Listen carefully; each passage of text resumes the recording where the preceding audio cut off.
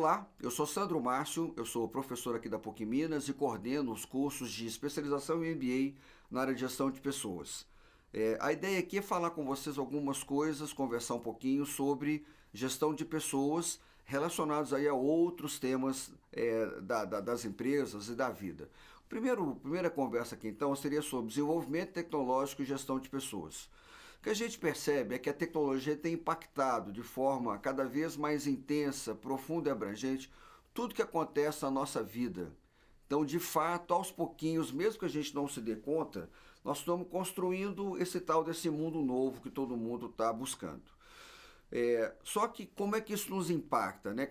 E por que isso nos interessa? Porque essa evolução tecnológica não é uma coisa automática. A evolução tecnológica só se dá quando um ser humano tem a oportunidade de aplicar os seus conhecimentos em processos, produtos e serviços já existentes. Isso só muda sob a intervenção de um ser humano. Por isso que numa empresa, no governo, numa startup, numa loja de sanduíche, o ser humano precisa saber fazer a coisa e querer fazer a coisa. Isso às vezes não é espontâneo, isso às vezes não é natural. A empresa tem que ajudar nesse processo além do próprio sujeito, né? Então, nesse sentido, né, por conta dessa importância que vai ganhando aí a evolução tecnológica, a área de gestão de pessoas vai ganhando cada vez mais relevância, mesmo que as empresas ainda não reconheçam isso. A gente não vê todas as empresas fazendo investimento que talvez pudessem fazer nessa área. Mas as evidências vão dando o seu jeito e vão mostrando dessa importância. Então, para que tudo isso ocorra, para que a gente tenha evolução tecnológica, a área de gestão de pessoas precisa atrair, manter e desenvolver esse perfil cada vez mais diferenciado de pessoas. Então, ao mesmo tempo que a tecnologia afeta o nosso mundo e acontece aqui fora, a área de gestão de pessoas também precisa usar suas novas tecnologias. Então, se a gente pega os processos básicos de atração, retenção e desenvolvimento, a gente pode aplicar tecnologias novas em cada um deles. Vamos pegar, por exemplo, a atração. O que a gente tem visto? A gente tem visto o desenvolvimento cada vez mais intenso daquilo que a gente chama de inventários. Os inventários, então, estão complementando, ele nunca substitui, né? Mas ele complementa e ajuda muito em termos de entender como é que está a vida da pessoa naquele momento. Então, por exemplo, o que é a diferença do inventário para um laudo psicológico? O laudo psicológico ele vai lá no fundo, ele entende suas razões, sua estrutura, sua personalidade. Então, o resultado de um laudo psicológico ele tem um prazo de validade maior, de 5 a 10 anos, né? É aquele que você usa, por exemplo, para fazer lá o teste da carteira de motorista, né? Você não vai lá a cada 6 meses ver como é que você está. Você faz um teste para entender como você é. Então vem um tipo de informação a seu respeito. O inventário não, o inventário é diferente. O inventário é uma fotografia de como é que você está naquele momento, como é que está a sua energia, sua disposição, seu conforto, sua integração com o sistema. Então o inventário é uma tecnologia nova. Esses sistemas de inventário também trazem junto com eles um sistema de matching. Então ele tenta comparar o perfil da vaga com o perfil do candidato naquele momento, compara aquilo com os testes psicológicos e tenta encontrar qual é o melhor candidato para aquela situação.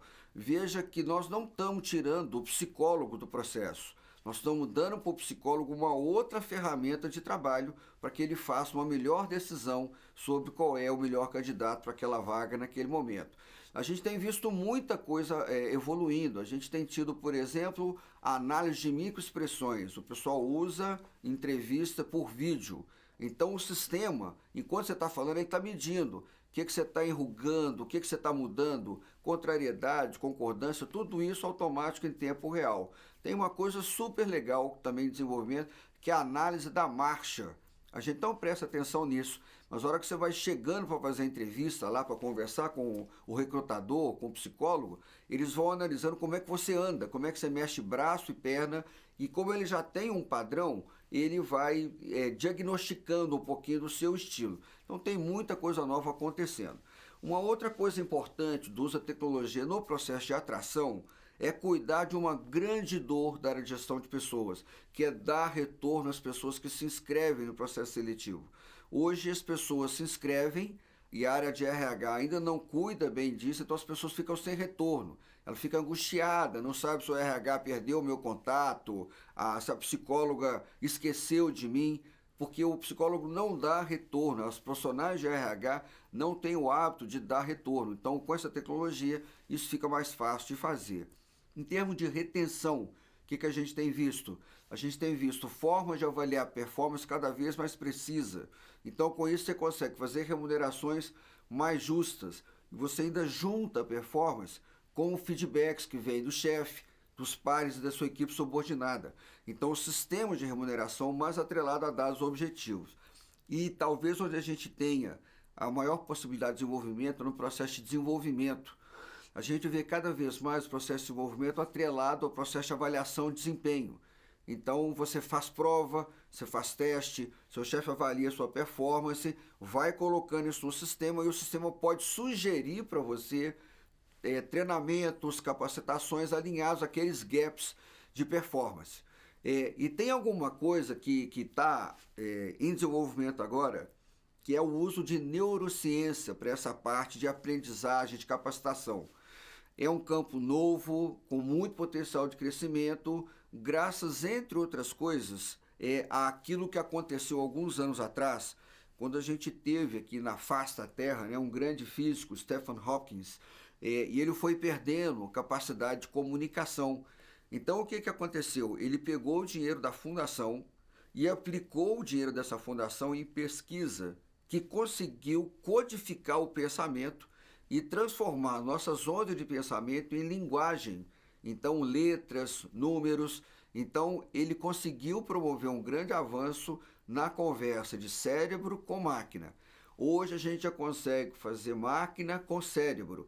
E a gente está caminhando, já tem experiência nesse sentido, para fazer conexão cérebro com cérebro. Então existe a possibilidade de você armazenar memórias e emoções. Se você achar que isso é muito complicado de entender, dá uma olhadinha, tem um filme chamado De Volta à Vida, com Keanu Reeves, que é a história legal, assim, né? Tem uma nota triste, que é um acidente com a família, ele perde toda a família, mas aí entra a ciência, ele consegue criar um corpo novo, baseado no código de DNA. Então ele cria toda a família de novo e pega as memórias que ele tinha registrado do cérebro da família e implanta de novo naqueles corpos que ele criou as memórias, as emoções. Então ele reconstrói a família a partir do uso da ciência. É claro que tem um pouco de ficção nisso, né? Mas esse filme é bacana porque ele dá uma noção do que a gente pode conseguir em termos de desenvolvimento. Então isso mostra, por exemplo, que essa coisa de sala de aula, né, ela pode estar com dias contados. A gente pode começar a imaginar uma hipótese de quando você precisa aprender alguma coisa, você viver aquela experiência lá da Matrix, né? Vocês vão lembrar dessa cena. A moça precisava, também com o Keanu Reeves, né, do Matrix, a moça precisava pilotar o helicóptero, ela não sabia. Ela entrou em contato com a central, pediu para aprender a pilotar o helicóptero, em 30 segundos veio informação na cabeça dela e ela já saiu dali e foi pilotar o avião. É claro, tem uma distância grande, tem discussões de bioética, tem questões de religião que estão envolvidas, né? Mas nós não podemos abrir mão de prestar atenção nisso. Isso pode mudar muita coisa, pode impactar muito o trabalho da área de gestão de pessoas. Então ficam essas dicas aí, tem muita coisa acontecendo, preste atenção, porque isso pode ser fundamental para a sua carreira, para as novas oportunidades que você vai viver. Muito sucesso para você!